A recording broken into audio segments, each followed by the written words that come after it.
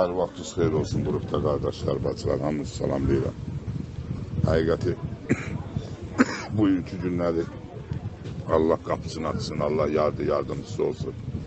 Allah Taala həqiqəti ən az Azərbaycan evladıdır, Allah Taala ona kömək olsun. Bugünkü günləri həqiqəti mən elə təsəvvürmə gətirirəm ki, polis öldürməyə, elə bir ki, Qarabağda erməni öldürməyindən üstün bilirəm. Həmən oğlan bəlkə də vaxt olacaq, milli qəhrəman adı alacaq. Həmən mən qardaşa bir milli qəhrəman kimi baxıram. Allah kömək olsun. Allah Taala bizi geri çəkməsin. Allah Taala bizi xeyrəcə alasın. Qan töküləcəksə qan tökülsün. Bəli, hara fırlasan qan tökülməlidir. Hər vaxtınız xeyir olsun qrupda qardaşlar, bacılar. Həqiqəti Azərbaycanda getkidə repressiyalar gücləndir. Həqiqəti iş ucu, görünür ucu. Görünür, niyə görə ki, bugün də Suraxanda bir dənə polisin ulğunu kəsiblər.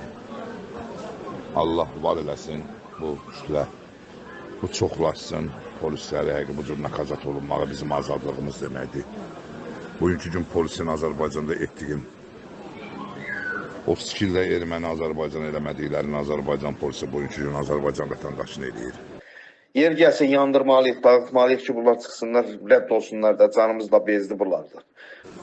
Polis deyəndə ermənidən də şərəfsiz yanır adamın gözünün qabağında. Onu bilirəm ki, Azərbaycan milləti elə bir millətdir ki, onların bu etdikləri zülümlərin qarşısına onların cavabı verilməyəcək, o hamısı veriləcək. Bunun gec-tezi var.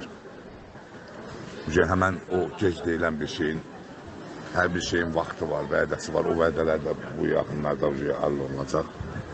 Yavaş-yavaş bugün Hüseyin Mərdəkanda öldürdülərsə, birini Suraxanda öldürüblərsə, indi Allah qoysa, yavaş-yavaş bu şeylər böyüyəcək. Qardaşlar, bacılar, hökmən bu təbliğatı gücləndirmək, artırmaq lazımdır.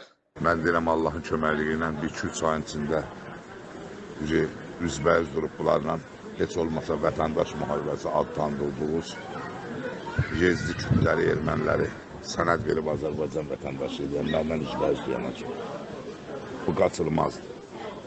Qardaş, bunlar devrəndən sonra, and olsun Allah, bu meydandan da əl çəkmək lazımdır. Biz təbliğatımızı sürətləndirməliyik, kütləni çoxaltmalıyıq qardaşım. Bugünkü günləri həqiqəti çox acınacaqlıdır. Çox dəhşətdir, dəhşət. Məhz inqilabdan başlamaq lazımdır. İnqilab olmasa, çağırış olmasa, heç nə dəyişilən deyil.